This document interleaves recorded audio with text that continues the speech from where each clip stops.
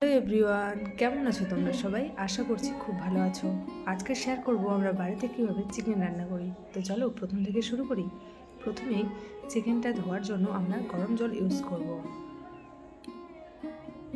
গরম জল দিয়ে ধুয়ে নেওয়ার পর ঠান্ডা জলে বেশ কয়েকবার ধুয়ে নেব। চিকেন ধোয়া হয়ে গেলে তারপর কড়াইয়ে তেল দিয়ে আলুগুলোকে ভালো করে ভেজে নেব। পরিমাণ মতন লবণ, পরিমাণ মতন হলুদ দিয়ে আলুগুলো ভাজা হয়ে গেলে তুলে নেব।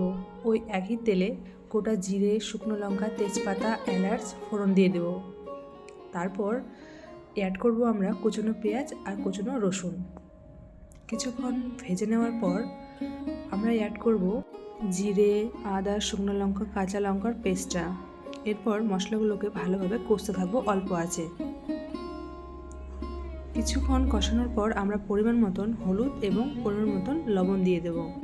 এরপরে আমরা ভালোভাবে মশলাটাকে কষতে থাকবো অল্প আঁচে।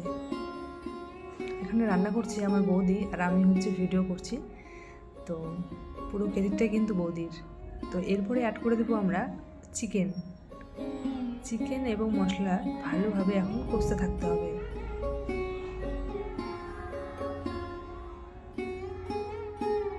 এখানে আমরা কোনো রকম জল ইউজ করব না, কারণ চিকেন থেকে অনেক জল বেরিয়ে আসবে, এই যে দেখতে পাচ্ছ। এবার ভালো করে কষতে থাকতে হবে যতক্ষণ না জলটা শুকিয়ে যায়। জলটা শুকিয়ে এলে আমরা অ্যাড করে দেবো ভেজে রাখা আলুটা।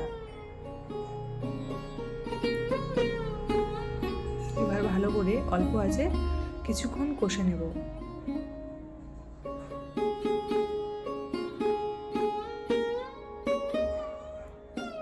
কষানো হয়ে গেলে আমরা এরপরে অ্যাড করব এখানে গরম জল। গরম জল দিলে তরকারির কালার এবং টেস্ট দুটোই খুব ভালো হয়। তোমরা যখন রান্না করবে তখন অবশ্যই গরম জল দেওয়ার চেষ্টা করবে।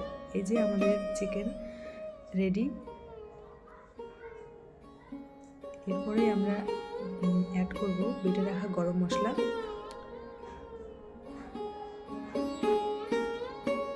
তো কেমন লাগলো আমাদের আজকের রেসিপি কমেন্ট করে অবশ্যই জানাবে। তোমরা কে কে চিকেন খাও, কে কে চিকেন খাও না সেটাও জানাবে। তো